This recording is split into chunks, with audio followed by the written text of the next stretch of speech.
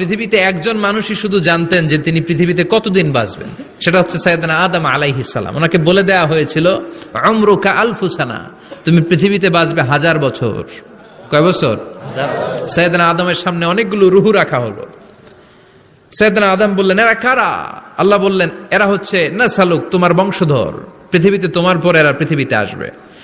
সাইয়েদনা আদম বললেন, আল্লাহ ওই যে একটা রুহু দেখা যায়, এটার নাম কি? আল্লাহ বললেন, হাদা ইবনুকা দাউদ, এটা তোমার ছেলে দাউদ, সে দুনিয়াতে নবী হয়ে আসবে, তার ছেলে সুলাইমানও নবী হয়ে আসবে।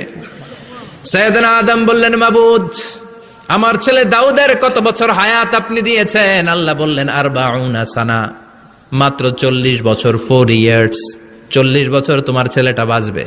ও আল্লাহ, আমি বাঁচবো কয় বছর? তুমি বাঁচবা 1000 বছর। সুবহানাল্লাহ। সাইয়েদনা আদম বললেন, মাবুদ, এত ফুটফুটে সুন্দর আমার ছেলে দাউদ, মাত্র 40 বছর দিলেন কেন? জিদ মিন উমরিহি, বাড়ায়া দেন। কি করেন? সুপারিশ করতেছে পোলার লাইগা। কে? বাবা। আল্লাহ আপনি বাড়ায়া দেন। আল্লাহকে বাড়ানো যাবে না, লেখা হয়ে গেছে। রুফিআতিল আকলাম ওয়া জাফফাতিস সুহুফ, কলম তুলে নেওয়া হয়েছে আর কালি শুকায় গেছে, আর কিছু করা যাবে? সাইয়েদনা আদম বললেন, মাবুদ, আমার 1000 বছর কেন দিলেন? আমার এই সুন্দর ফুটফুটে ছেলেটারে মাত্র শুধুমাত্র 40 বছর কেন দিলেন? ও মাবুদ, আমার 1000 বছরের দরকার নাই, আমার 1000 বছর থেকে 60 বছর আমি আমার ছেলেরে দিয়ে দিলাম।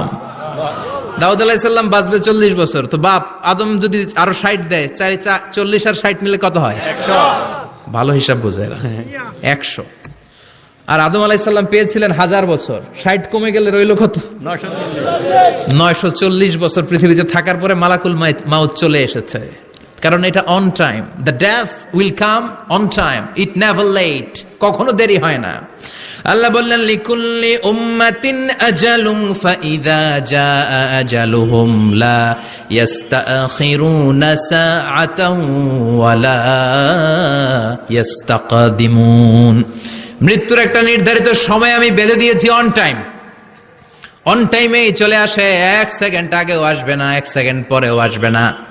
940 বছর বয়সে মালাকুল মাউত এসে হাজির, এসে বলল, জিইতু আন আকবাদা রূহাক, রূহ কবজ করতে আসছি। আদম আলাইহিস সালাম বললেন, রূহ কবজ করতে আসছো মানে? আমি বাঁচবো তো 1000 বছর। কয় বছর?